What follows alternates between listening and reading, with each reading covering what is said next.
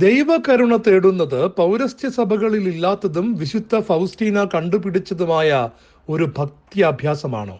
ദൈവകരുണ ബൈബിളിൽ ഇല്ലാത്ത വെറും സ്വകാര്യ വെളിപാടോ? അത് പൗരസ്ത്യ സഭകളിലും ഇല്ലേ? സോഷ്യൽ മീഡിയയിൽ തകൃതിയായി ചർച്ചകൾ നടക്കുകയാണ്. എന്താണ് സംഭവിച്ചത്? പൗരസ്ത്യ സഭകളിൽ കഴിഞ്ഞ ഞായറാഴ്ച പുതു ഞായറായിരുന്നു.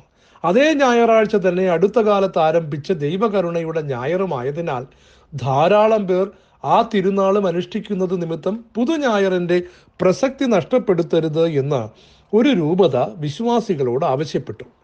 നിർദ്ദേശം കൃത്യമായി മനസ്സിലാക്കിയ വിശ്വാസികൾ പുതു ഞായറിന്റെ പ്രസക്തി ഒട്ടും മങ്ങിപ്പോകാൻ അനുവദിച്ചില്ല. അതേസമയം കരുണയുടെ ഞായറും അവർ ആചരിച്ചു. എന്നാൽ ചിലർ വെറുതെ ആശയക്കുഴപ്പം സൃഷ്ടിക്കാനായി കൃത്യമായ അവസരം നോക്കി തൊടുത്തുവിട്ട ഒരു പ്രചരണമാണ് ആദ്യം പറഞ്ഞ ചർച്ചകൾക്ക് കാരണം. ദൈവകരുണയ്ക്കായി യാചിക്കുന്നത് പുതിയ നിയമപ്രകാരം തെറ്റാണെന്നായിരുന്നു ചിലർ പറഞ്ഞത്. മറ്റു ചിലരാകട്ടെ ദൈവകരുണയ്ക്കായി യാചിക്കുന്ന ആത്മീയത പൗരസ്ത്യ സഭകളിൽ ഇല്ല എന്ന് പറഞ്ഞു. ദൈവകരുണ യാചിക്കൽ എന്ന ആശയം തന്നെ കണ്ടുപിടിച്ചത് സിസ്റ്റർ ഫൗസ്റ്റീന എന്ന കന്യാസ്ത്രീയാണ് എന്ന് വരെ അവർ പറഞ്ഞു കളഞ്ഞു.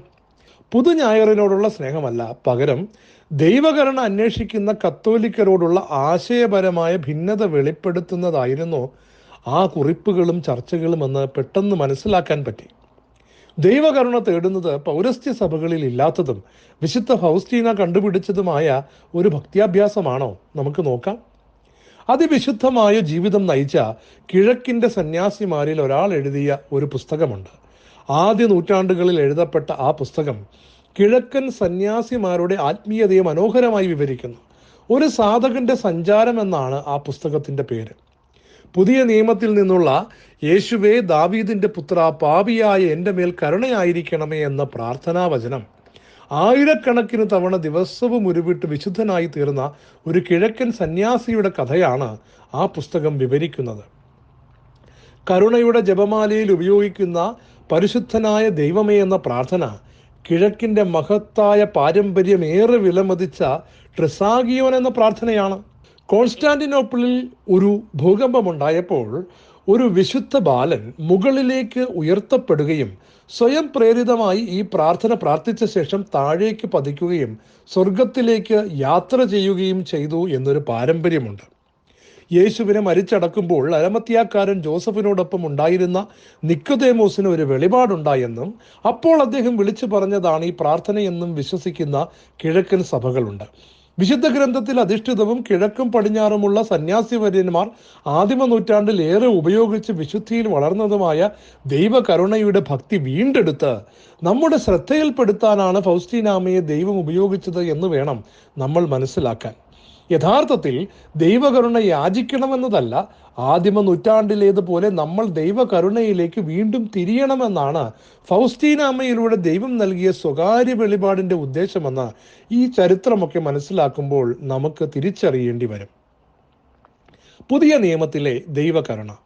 ഒരു വിശ്വാസിയായാൽ എന്നേക്കുമായി കരുണ കിട്ടി ജീവിതത്തിൽ പിന്നെ എന്തു ചെയ്താലും കരുണ തേടേണ്ട എന്നൊക്കെ മനുഷ്യരെ തെറ്റിദ്ധരിപ്പിക്കുന്നവർ കല്ലുകൾ അപ്പമാക്കാൻ പറഞ്ഞവന്റെ വചനഭാഷ്യം സ്വീകരിക്കുകയാണ്. ശുദ്ധീകരണ സ്ഥലം പോലുള്ള ദൈവശാസ്ത്രങ്ങളിൽ വിശ്വാസമില്ലാത്തവർക്ക് മാത്രമേ ഇതൊക്കെ വാദിക്കാൻ തോന്നുകയുള്ളൂ. സൽപ്രവൃത്തി കൂടാതെ സ്വർഗത്തിൽ പോകാമെന്ന് പരിശുദ്ധാത്മാവിനെതിരായ ഒരു പാപമുണ്ടല്ലോ, അത് മനസ്സിൽ കൊണ്ടു നടക്കുന്നവർക്കും ഇങ്ങനെ വാദിക്കാൻ തോന്നും. ഒരു വിശ്വാസി ആയതുകൊണ്ട് മാത്രം നിസ്സാരമായി ദൈവകരുണ തേടിയെത്തുമെങ്കിൽ കരുണയുള്ളവർ ഭാഗ്യവാന്മാർ, അവർക്ക് കരുണ ലഭിക്കുമെന്ന് മത്തായി 5:7 യേശു പഠിപ്പിച്ചത് എന്തിനാണ്? ദൈവകരുണ ലഭിക്കുവാനുള്ള സ്വർഗത്തിന്റെ പ്രധാനപ്പെട്ട വഴി യേശു തന്നെ പഠിപ്പിക്കുമ്പോൾ ദൈവത്തിന്റെ കരുണ ലഭിക്കാൻ ഒന്നും ചെയ്യേണ്ടതില്ല എന്ന് പറയുന്നവർ ആരെ പ്രഘോഷിക്കുന്നു? പുതിയ നിയമത്തിന്റെ അടിസ്ഥാനത്തിൽ സഭയുടെ ശത്രുക്കളെയും നമ്മെ പീഡിപ്പിക്കുന്നവരെയും ഉൾപ്പെടുത്തുന്നതാണ് കരുണയുടെ ജപമാലയിൽ ലോകം എന്ന വാക്ക്.